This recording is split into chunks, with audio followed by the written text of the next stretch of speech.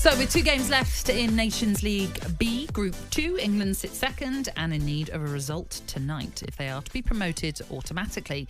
Greece currently lead the way by 3 points following victory at Wembley last month, and their goal difference is also better by +3. talkSPORT understands that Curtis Jones is in line to be handed his England debut. What do you think of that? Well, he's been in great form for Liverpool. He done well against Villa as well. I think there was a game earlier on in the season where he scored a goal from a great Salah through ball. But he's got to take this chance. You know, you're getting your first start for England whilst Lee Carsley's manager, a manager that you know.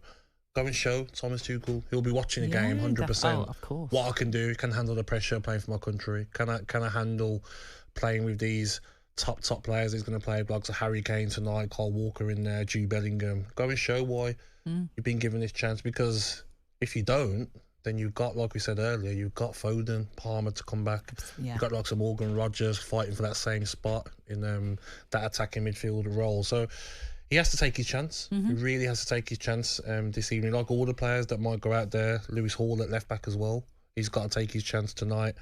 And I hope he does, because very talented player and didn't play as much as he probably wished he had under Jurgen Klopp.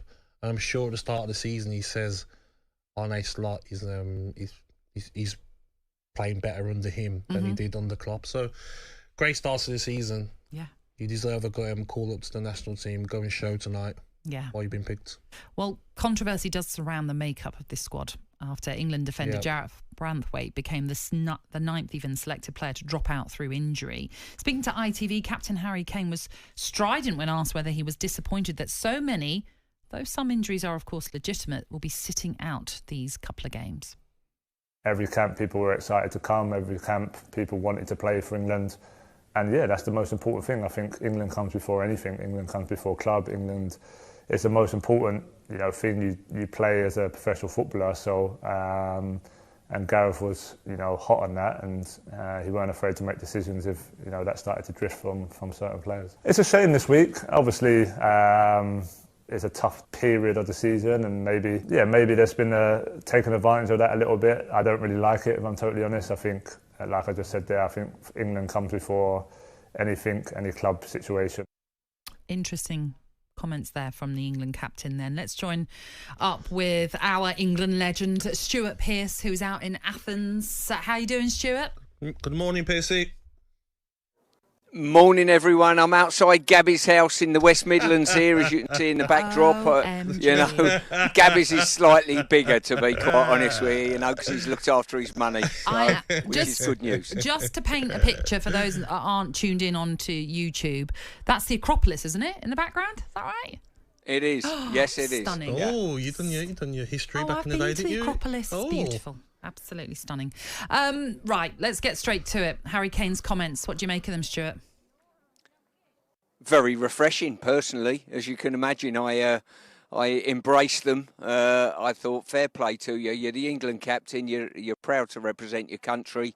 And he was asked a question. He's a little bit disappointed that 1 or 2 players probably. And when we talk about 9 players pulling out, don't point the finger at all 9 and suggest that all of them have pulled out cheaply. That's not the case. A lot of those, left the pitch before 90 minutes was up at their clubs and that type of thing. You know what I mean? So there is a different situation there. But I found it very refreshing that a player there. And he also alluded to the fact of the culture that was set over the last 8 years by Gareth and the pride that you should have in representing. And the one thing that I really liked from the outside watching this group of England players over the last, certainly, best part of 8 years, was the fact they looked as though they really enjoyed each other's company and really enjoyed playing for England. And I will be really disappointed if we lose that in any way, shape or form. Do you think, though, Pearcey, that sometimes it can come from the managers as well? Not that the managers tell them not to go, but maybe sit them down and say, listen, you're getting this repeated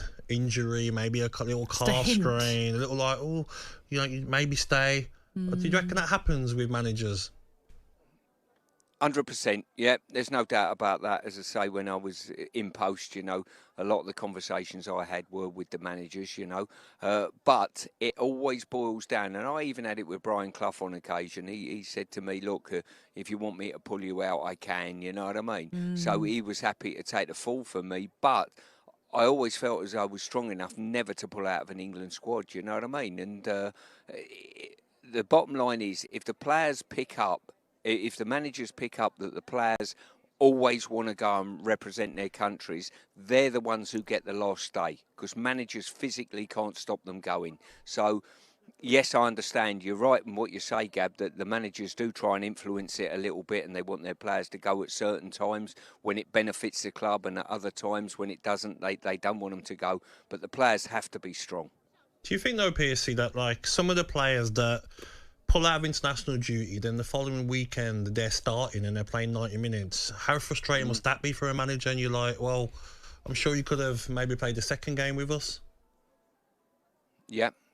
Well, you see it all the time, and I thought UEFA/FIFA had a rule in that if you don't play international duty, then you can't play the next game coming up for your club. But so that's an interesting one. But we haven't had to talk about this for the last 8 years about players potentially not turning up, which is a massive bonus. I don't remember once we've spoke on any of the programmes on talkSPORT about players maybe not turning up when they possibly could do. So that for me is a massive step in the right direction for what we want. And there's so many fans out here that would be so disappointed, I think, that if they felt that certain individuals pulled out of an England squad, because they would give their right arm to play for their country, and I've got to say, from my managerial prospect with the 21s, we thought Gabby would never turn up month after month, and you know what, he just kept coming and coming. I was desperate to leave him out, but he just kept coming and playing well. It was ridiculous. Stuart, 2 questions in one, really. It sounds stupid to ask it because I imagine I know the answer, but the country versus club debate, obviously Harry Kane has said it's England first. Get your thoughts on that. But also Ben White, the news that he has possibly made himself available. Adrian Durham breaking that on talkSPORT last night. Do you think that's right? Should we welcome him back into the England fold? Well, I think when a new manager, let me start with the Ben White question. I think with a new manager doesn't come in and say, well, this has gone before me. He'll wipe the slate clean and treat players as he finds them. And I think that's the right and proper way of doing it. That's how I would do it with any players in the main.